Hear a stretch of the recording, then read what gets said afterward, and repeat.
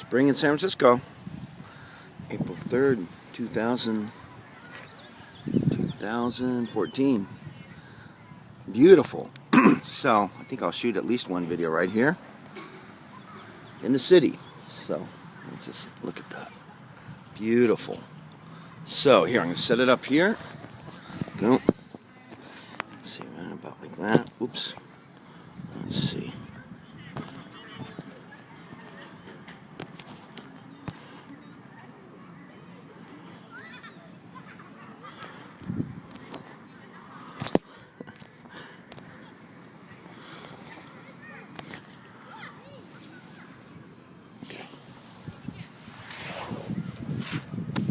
So, oh, bummer. Come on, man. Come on. Let's see here. Gotta get this going.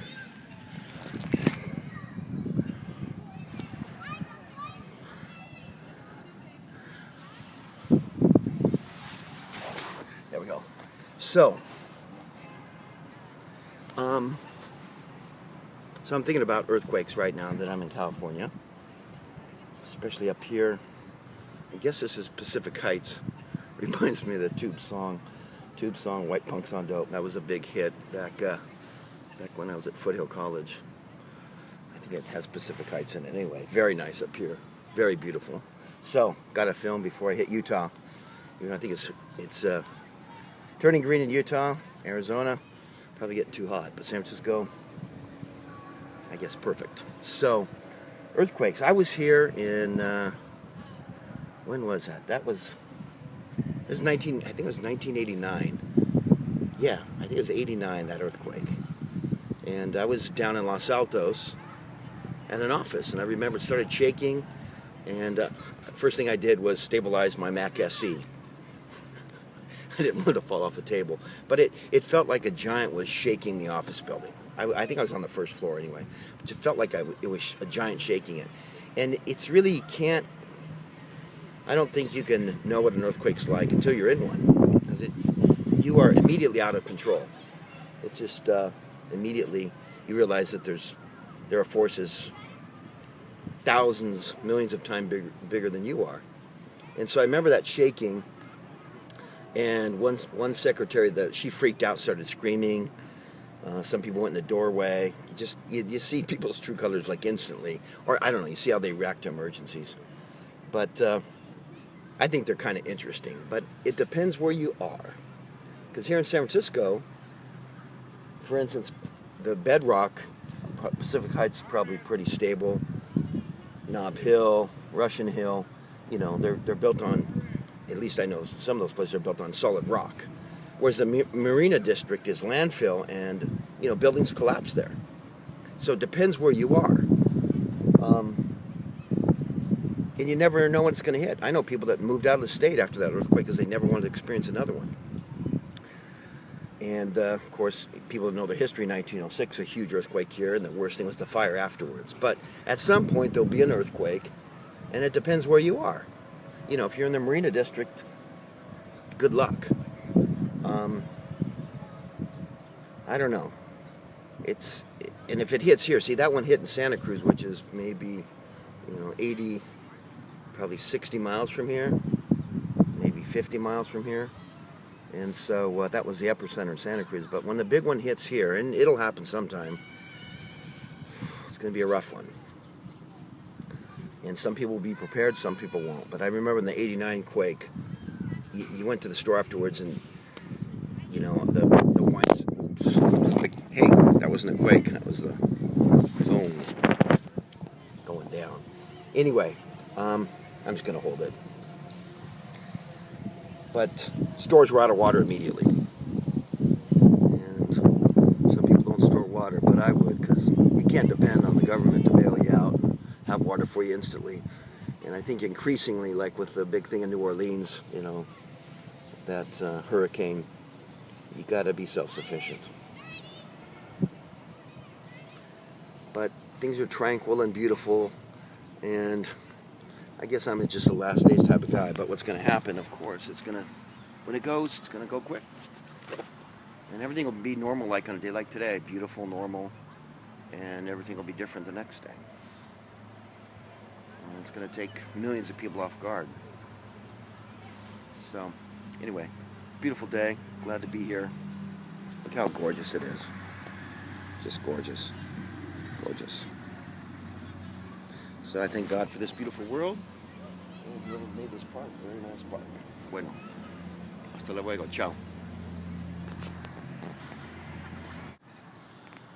Okay, still April 3rd here in San Francisco.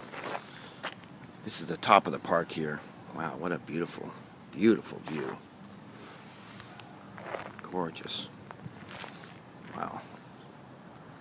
Look at this. Wow. Beautiful. Nobody's having lunch here. MOT's filming. So here's what I want to say about the price of gold. I've been wrong, right? And I have some people like, yeah, I've been very, very wrong on the price of gold in the last 2 years.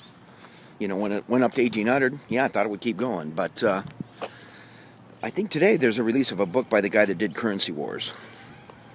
I've been reading Currency Wars, and he makes a point in there that the Chinese want to get 4,000 tons of gold before they peg their currency to the price of gold. This is so pretty up here. So, you know what's happened to gold stocks and gold, it just is pretty freaky.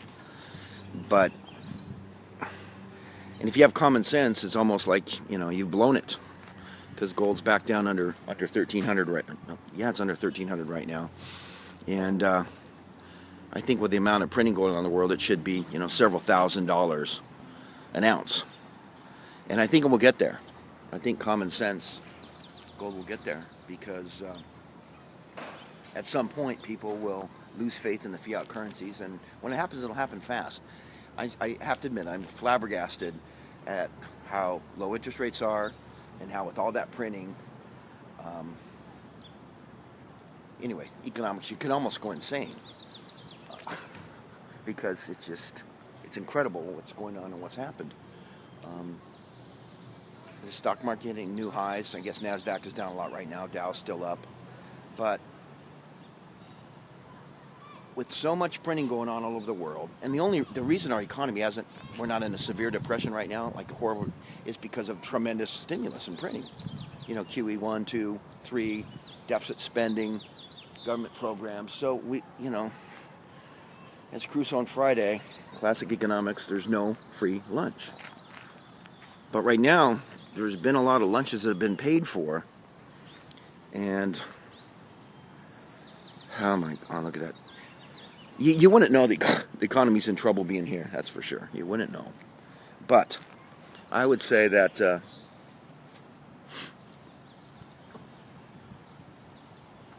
you wouldn't know it being in San Francisco, because you've got billions and billions of dollars.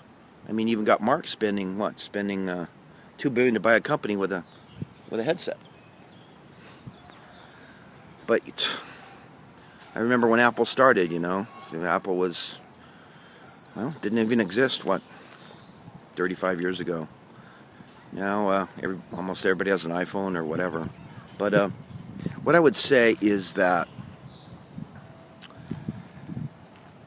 at some point, the fiat currencies, people will not be able to buy an ounce of gold. I'll say this.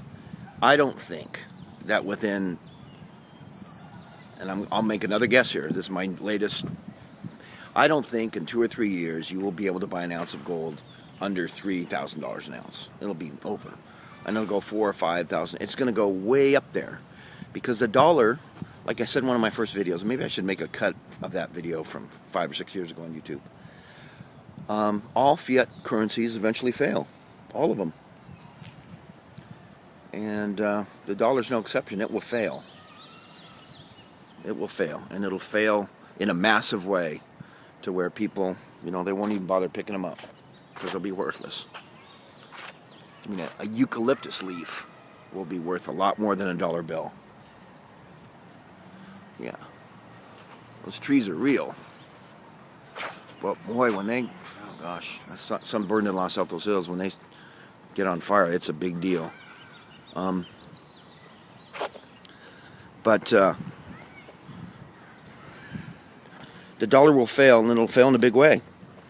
It's you have to hand it to the private Federal Reserve. I can't believe they've kept it building this tower of cards so long. It's like they've used 1,000 decks, and they built it, and the winds are there, everything, and it hasn't blown over yet. But when it goes, there's going to be cards or dollars everywhere.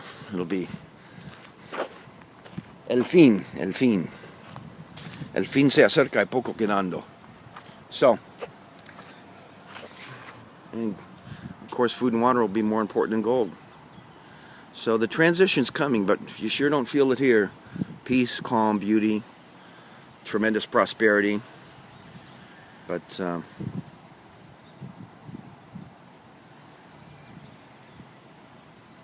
there'll be a time when it'll be over.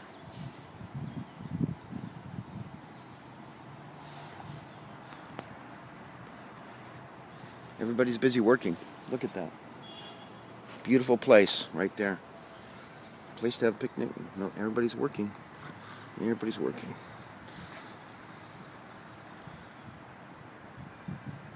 Ciao.